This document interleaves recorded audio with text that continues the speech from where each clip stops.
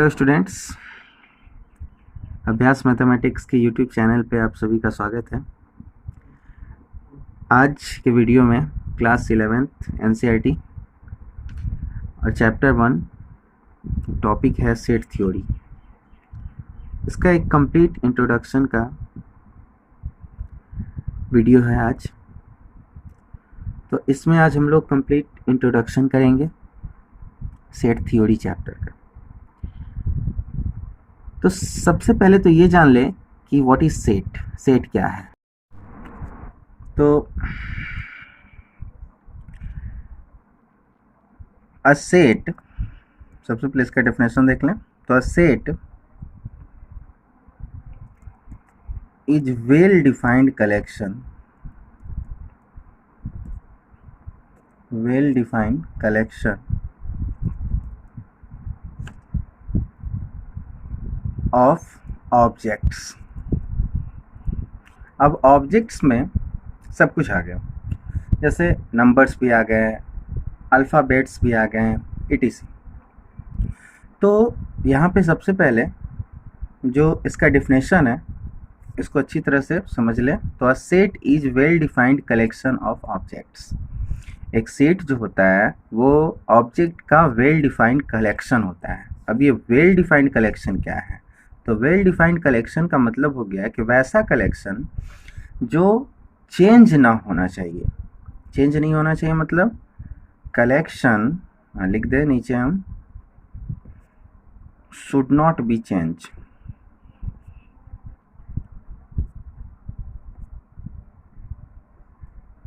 Collection change नहीं होना चाहिए। तो जैसे इसका एग्जाम्पल लेके अभी हम बताएं आपको तो अच्छी तरह समझ में आएगा।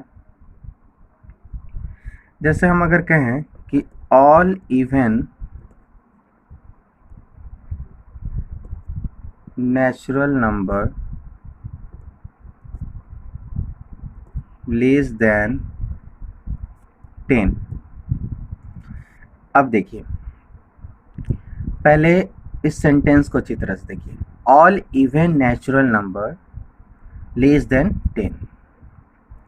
तो ऑल इवन नेचुरल नंबर्स क्या हैं? सबसे पहले तो नेचुरल नंबर जो 1 से स्टार्ट होता है, और इवन मतलब जो 2 से डिवाइजिबल हो, तो और फिर 10 से लेस भी होना चाहिए, 10 से लेस भी होना चाहिए। तो यहाँ पे अगर हम बात करें कि जैसे दो लड़का है, एक लड़का ए है और एक लड़का बी है। अब ए से पूछा गया और बी से भी पूछा गया, तो ए कहता है कि 2, 4, 6, 8। बी क्या बोलेगा? अगर बी से भी पूछा जाए कि all even natural number less than 10, तो ये भी यही बोलेगा 2, 4, 6 और 8।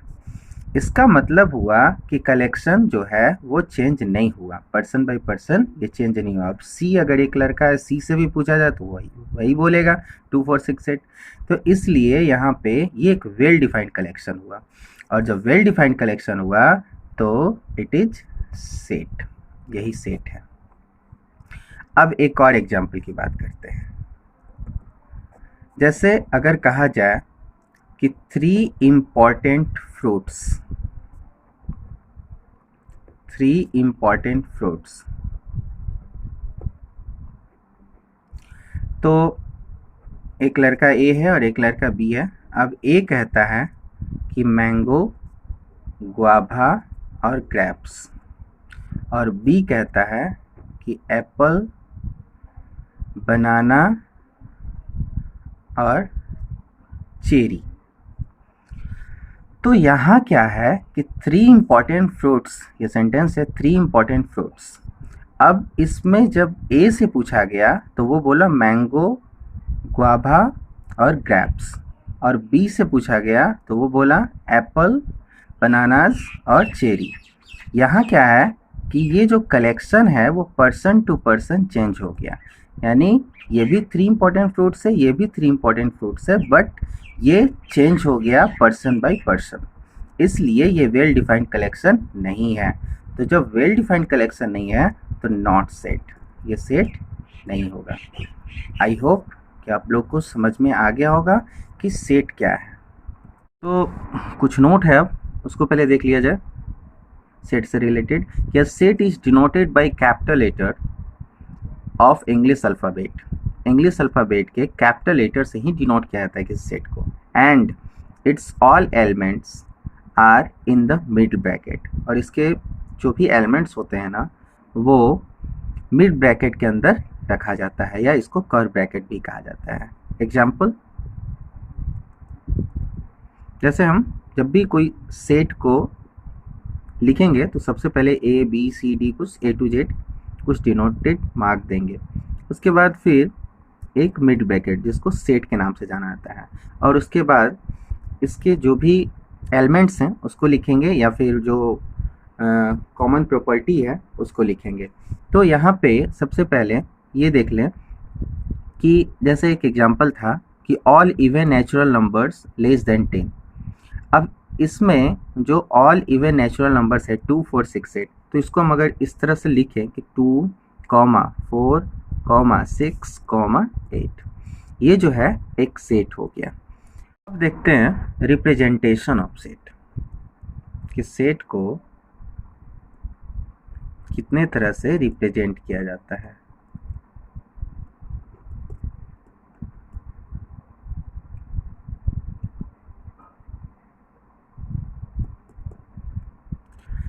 तो सेट को दो तरह से रिप्रेजेंट किया जाता है। फर्स्ट होता है टैबुलर फॉर्म,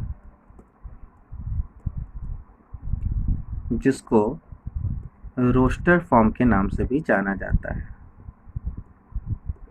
और हिंदी में इसको बोला जाता है सारणीबद्ध रूप।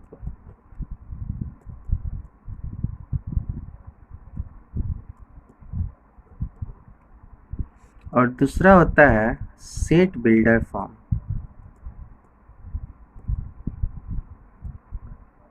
सेट बिल्डर फॉर्म, इसको हिंदी में कहा जाता है समूचे निर्माण रूप।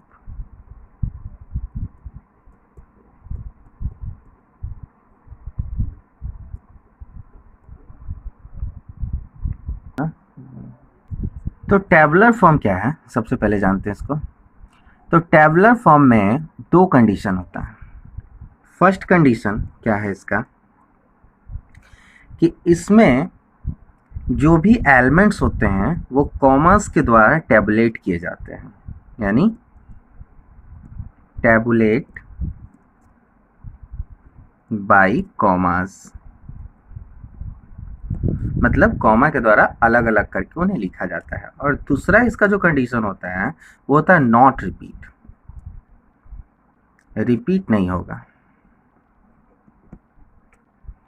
रिपीट नहीं होना चाहिए, नहीं, जो एलिमेंट्स होने चाहिए उस सेट के वो रिपीट नहीं होने चाहिए। एक बार जैसे कोई एक एलिमेंट आ गया तो वो दूसरा बार उस सेट में नहीं आना चाहिए।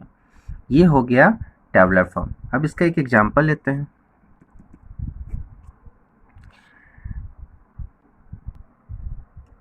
तो all vowel in English alphabet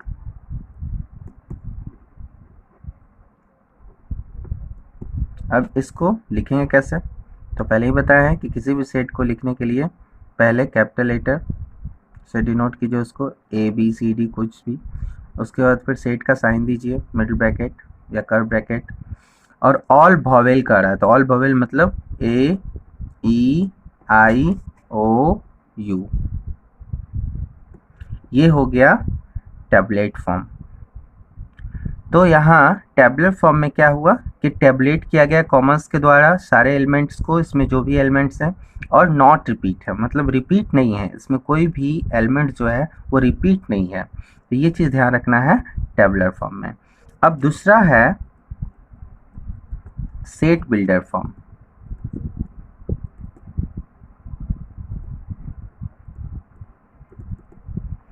set builder form, इसमें क्या है कि इसके जो भी एलिमेंट्स होते हैं उसको एक कॉमन प्रॉपर्टी के द्वारा एक्सप्लेन किया जाता है। मतलब इसमें जो सेट्स के एलिमेंट होते हैं उससे कॉमन प्रॉपर्टी के द्वारा एक्सप्लेन किया जाता है, यानी कॉमन प्रॉपर्टीज में लिया जाता है। जैसे कि 2468, अब 2468 के लिए ऐसा क्या प्रॉपर्टी लें, क्या स्टेटमेंट लें जो 2468 यानी चार एलिमेंट है, चारों एलिमेंट्स का गुण बताएं। क्या हो सकता है?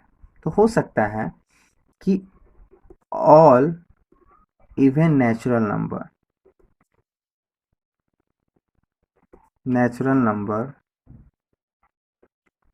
लेस देन 10, या ये भी हो सकता है कि all natural number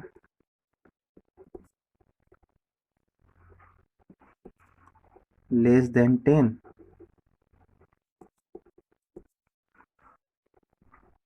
which is divisible by 2। अब देखिए, एक ये हो गया, एक ये हो गया, दोनों एक कॉमन प्रॉपर्टी है। इसका कॉमन प्रॉपर्टी मतलब ये हो गया कि 2468 का गुण दोनों बता रहा है। तो अब इसको रिटेन कैसे करेंगे हम लोग सेट बिल्डर फॉर्म में? तो रिटेन करने के लिए पहले तो सेट के लिए एक कैपिटल लेटर, उसके बाद फिर सेट का जो साइन है वो देंगे।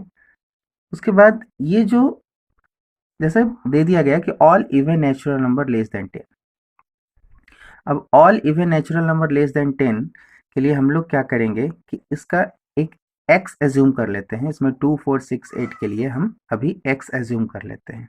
तो x y z कुछ भी एज्यूम कर लिया। अब ये x कैसा है?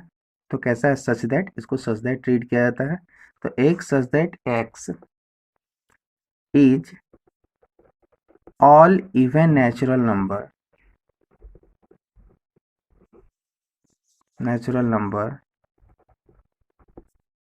लेस देन 10, ये हम लिख सकते हैं 2468 के लिए। अब ये जो हुआ यही बन गया सेट बिल्डर फॉर्म। तो इसमें कुछ अब नोट है, उसको देख लिया जाए। तो नोट कहता है कि all sets are not possible to written as roster form या tabular form. All sets are not possible to retain as roster form. Similarly,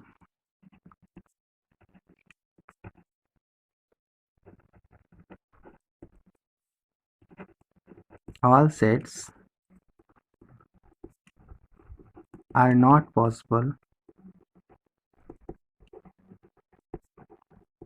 to retain as set builder form.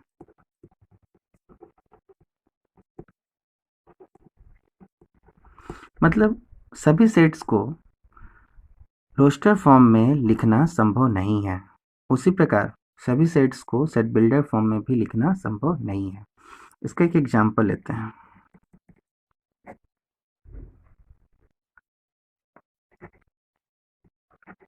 All boys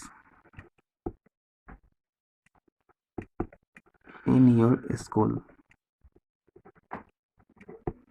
अब all boys in your school, अब आपके school में मान लिया जाए 100 लड़के हैं। अब सभी का नाम लिखना एक जैसे मोहन, सोहन, सीता, गीता संभव नहीं है। तो ये हो गया कि रोस्टर फॉर्म में ये संभव नहीं हो सकता है। वो उसी प्रकार हम अगर कहें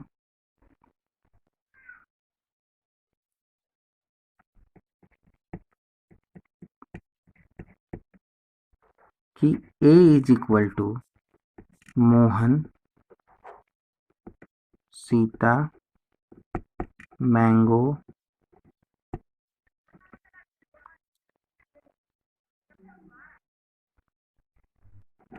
पेन, इसमें इसका कॉमन प्रॉपर्टी संभव नहीं है। जैसे मोहन, सीता, मैंगो, पेन, क्या कॉमन प्रॉपर्टी हो सकता है? मोहन एक लड़का है, सीता एक लड़की है, मैंगो एक फल है, पेन ये एक स्टडी इंस्ट्रूमेंट है। तो इसलिए ये संभव नहीं हो सकता है इसका कॉमन प्रॉपर्टी। तो ये हम कह सकते हैं कि इसको सेट बिल्डर फॉर्म में नहीं रिप्रेजेंट किया जा सकता है, नहीं रिटेन किया जा सकता है। तो हमेशा ध्यान रखिएगा कि all sets are not possible to written as roster form. सभी सेट्स को रोस्टर फॉर्म में नहीं लिखा जा सकता है। Similarly all sets are not possible to written as set builder form. तो सभी सेट्स को सेट बिल्डर फॉर्म में भी लिखना संभव नहीं है। अब है पिक्टोरियल रिप्रेजेंटेशन ऑफ सेट, जिसको वेन डायग्राम के नाम से भी जाना जाता है। पिक्टोरियल रिप्रेजेंटेशन ऑफ सेट में अगर कोई सेट है उसका पिक्टोरियल रिप्रेजेंट करना है, यानी डायग्राम बनाना है अगर उसका, तो डायग्राम बनाने में क्या किया जाता है कि उस सेट्स के लिए सर्कल का यूज़ किया जाता है और उस सेट्स के जो भी एलिमेंट्स होते हैं उस सर्कल के अंदर उसको रखा जाता है। तो जैसे एग्जाम्पल हम लें कि A is equal to set 1 2 3 4। अब इसका अगर वेन डायग्राम बनाना है, इसको पिक्टोरियल रिप्रेजेंटेशन भी कहते हैं, तो इसके लिए हम सबसे पहले एक सर्कल का यूज़ करेंगे और उसके बाद इस सर्कल के बाहर जो सेट का डिनोटिंग मार्क है वो देंगे और इसके जो भी एलिमेंट्स हैं 1 2 3 4 इसको हम लोग इसके अंदर लिख देंगे। ये हो गया Venn diagram of this set. Venn diagram आपको इस सेट्स में